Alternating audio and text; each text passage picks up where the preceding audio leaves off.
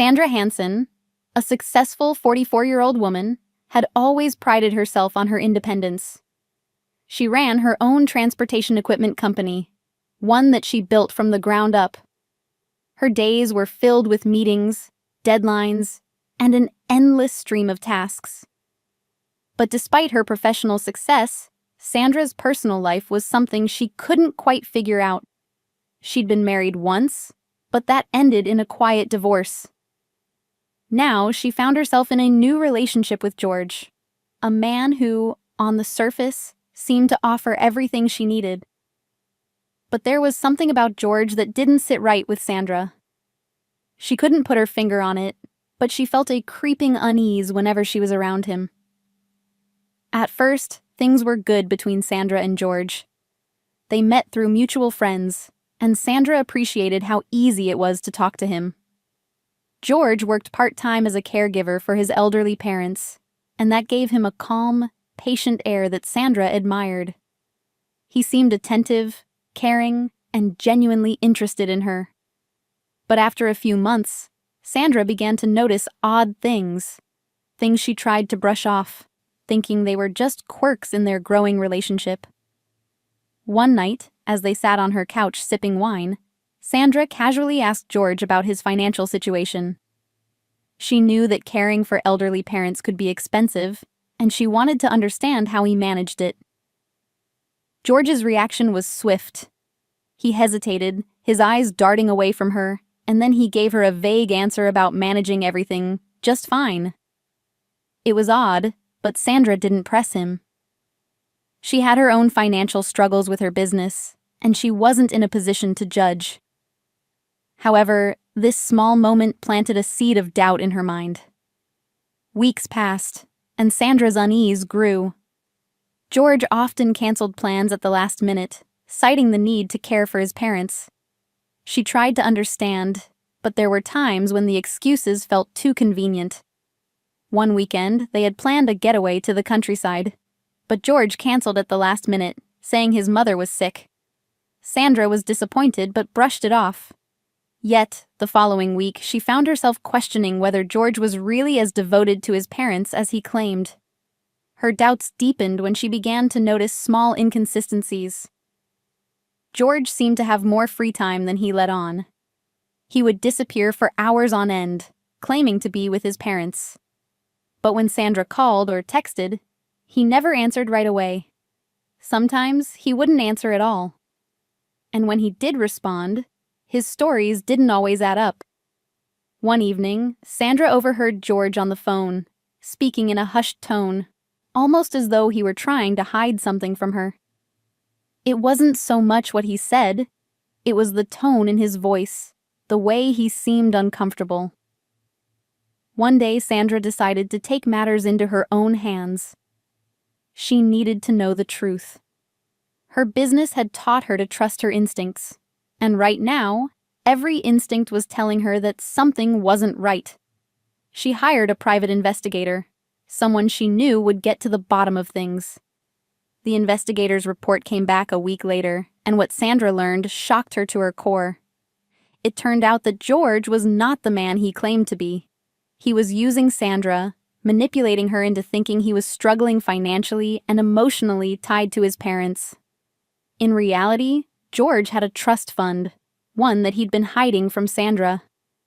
And his relationship with his parents was far from the self-sacrificial caregiving he'd described. The investigator discovered that George's parents were in great health, with no need for constant care. In fact, they had been using him as a convenient way to stay out of their own financial obligations. Sandra felt betrayed. Every moment she had spent with George, every kind word, every promise of a future together, it all felt like a lie. But what hurt the most was realizing that she wasn't just another woman in George's life. She was a means to an end.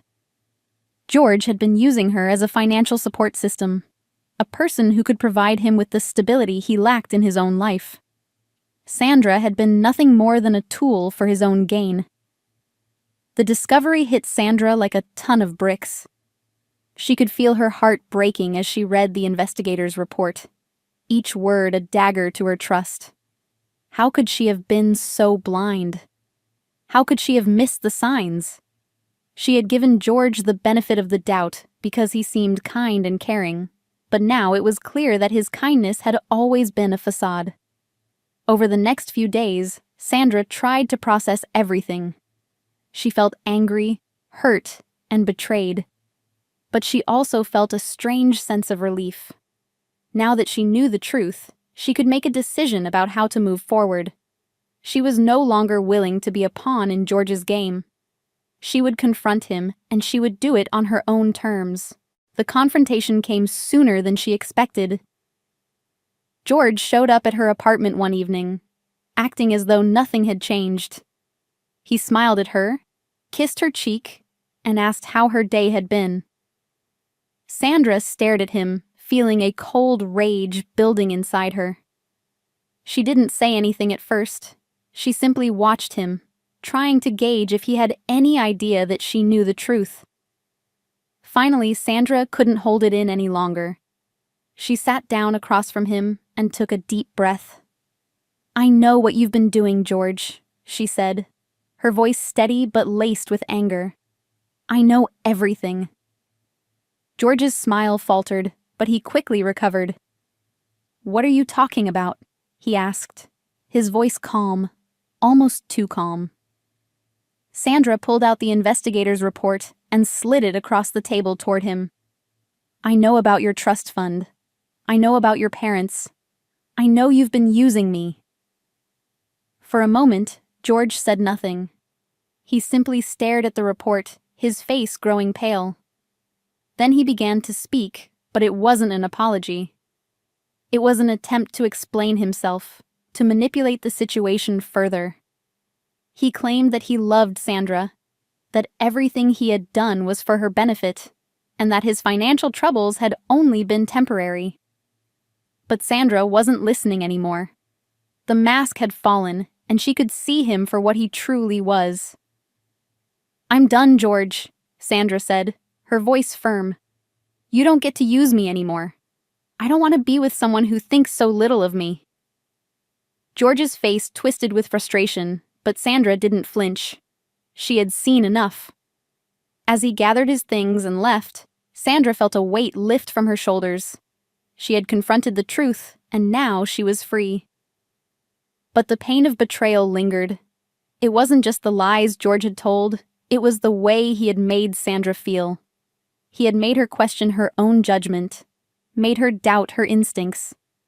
And now, as she stood in her apartment alone, she knew she had a choice to make. She could let the betrayal consume her, or she could learn from it. Sandra wasn't going to let this define her. She had built her company from the ground up, and she could rebuild her personal life as well. She was stronger than she realized, and she wouldn't let George's deception be the last chapter of her story. In the weeks that followed, Sandra focused on herself. She spent time with friends, pursued hobbies she had long neglected, and threw herself back into her work. Slowly, she began to heal. The pain of betrayal never fully went away, but it no longer controlled her. Sandra Hansen was no longer the woman who had been taken advantage of. She was someone who had faced the truth, and in doing so, had found her strength.